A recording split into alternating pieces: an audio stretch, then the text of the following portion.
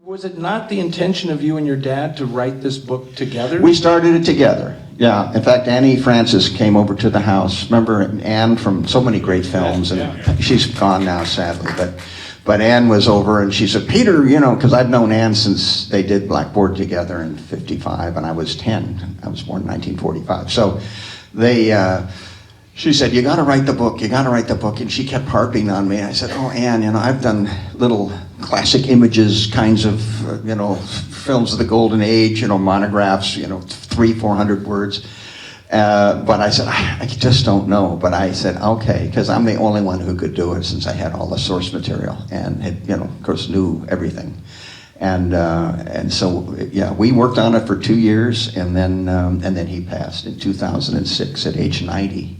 But you know, when I started writing it, it was kind of pablum. It was, you know, well, he did this and he did that, and he was born in Canada and he came here, and then when he because I didn't know how much he'd want me to talk about the real stuff, and then when he was gone, it kind of, I don't know, liberated me a little bit, and then I got into the diaries and I thought, oh my goodness. And so I then kind of developed it, but unfortunately it took me another 5 years to finish it, because I wanted to walk the line between respect and the truth, but not telling the whole truth. But it was a very, very difficult book to write, and you know, according to what I've heard, I did okay. Yeah. So yeah. We'll see. You know. Well, I want to ask you about this because I've been in this predicament myself. I've written an autobiography. I mean, I wrote Tab Hunter's autobiography with him, and I want to ask you about this because I think it's very important. That line between wanting to tell the truth and not just write a typical movie star biography. But I know that you're writing about your father, and it must weigh on your conscience. Like, okay, Dad, I'm going to tell the world this, that I know there's stuff in the book that he would not approve of you saying. Yeah. But how do you deal with that? Because I know exactly the predicament. Well, that you're in. it was walking a thin, you know, I was on the fence. I mean, it's in the book, but he got Rita Hayword pregnant. Nobody knows that. Well, if you read the book, you know it. But they were up in, well, he started an affair with Rita when they were doing Gilda, when I was just, you know, I wasn't even walking.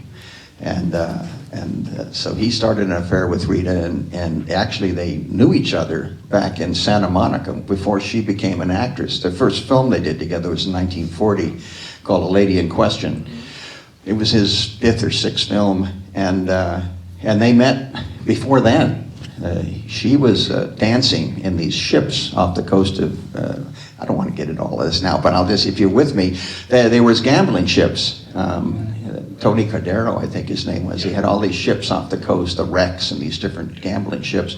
And Rita would dance. And Dad, my grandfather, Newton Ford, was a conductor on the Canadian Pacific Railroad between Montreal and Quebec. And when they came here, he got a job driving Mr. Gibbons' electric tram between the Santa Monica and Venice Pier. You know, it's a little different than the big locomotive, speaking of human desire. But at any rate, he got this job, and Dad would fill in for him, and Rita, he met on some of these trips, taking her to the barge that would take her out to the ships. And he was a pallbearer at her funeral. So it was a very long relationship. He loved Rita desperately, but they were up in Lone Pine, California, doing the only film that my father detested, called The Loves of Carmen, because Harry Cohen had made him dress up in the tights and all of that hair, and he said it was a costumer, you know, and he hated that film. But he was with Rita, so he did it, and anyway, they consummated that relationship, and she got pregnant and went to Europe and had an abortion. It's kind of it didn't do well for my mother and father's marriage, just put it that way. So my mother would always, when Dad would run off to do a movie with Rita, she would, some of the older people remember, she said, "That hussy."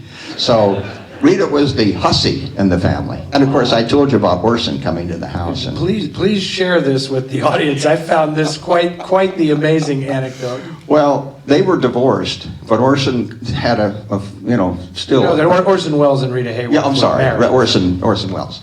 And they were divorced, but my dad was, fooling around, and he got drunk one night, became enraged. He came up to our house. They lived a couple of blocks away. And he came up to the house with a gun. He was drunk. And he was out in the front of the house waving his gun, calling my father out. Saying, come down here, you SOB, and all kinds of them. My mother's screaming, and here's Orson, he's loaded, and he's got this revolver, and it's a plot for film noir. If only we had iPhones back then. So anyway, my father, didn't come out. Probably a good thing. My mom called the cops, and they got Orson out of there, but... growing up in Hollywood in those days was kind of an adventure, that's for sure. But and I told you, Fritz Lang made me my first drink. Fritz, when he was making this movie, I was 8, and so he comes over, and my dad was a drinker. You had a Van Heflin movie, I think, this morning. Well, Van, when they were doing 310 to Yuma, they got along just fine. He liked their cocktails. And anyway, so Fritz would come by the house. He was a martini drinker, and so they're at the bar making martinis, and I'm called over. I'd never tasted alcohol before, but anyway, Fritz Lang made me my first martini. So if you got to start drinking, who better to make you your first martini? Did your dad have a favorite film from among his? Yeah, he did. Of course, any film with Rita, he would say, but because he did so many different genres of film, he kind of had one in each genre. But he loved his 310 to Yuma, which to me is the best one. And the westerns, it's kind of funny, and I liked the film. They just honored up in Newhall, up at they had his saddle put into the sidewalk, and they showed the Rounders. It was a little western that he did with Henry Fonda, not a big budgeted thing, and he really liked working with Henry, and he really liked that western too. But he loved Gilda, and he had so many different films he enjoyed doing, but there was no one favorite. Of his actresses he worked with, he always felt Geraldine Page was a great one, and he had great respect for Barbara Stanwyck, and you don't really hear her name mentioned, but he felt that one of the most prepared and best actresses he ever worked with was Anne Baxter. Yes. So, but those are some of the little... And of course, there's a movie that your dad made in the 60s with Rita that is fantastic called The Money Trap, where they are reunited. And those scenes that Glenn Ford and Rita Hayward have in The Money Trap are, the movie's okay, but those scenes together are so poignant and so phenomenal because they said this is really all about their history and having made Gilda and Affair in Trinidad and Loves of... And there's just an incredible poignancy in Now, this. you would know, I don't know. They say that is the last film noir. Is that correct, or is that a little bit... People make a living saying stuff like that, I don't see it as a noir. The last film noir has not been made. There you go. Yeah. I love film noir, though. Oh, my God, it's so wonderful. All of them are so wonderful. So. Yep. Well, we very much appreciate you coming out today, Peter, and sharing these observations about your dad.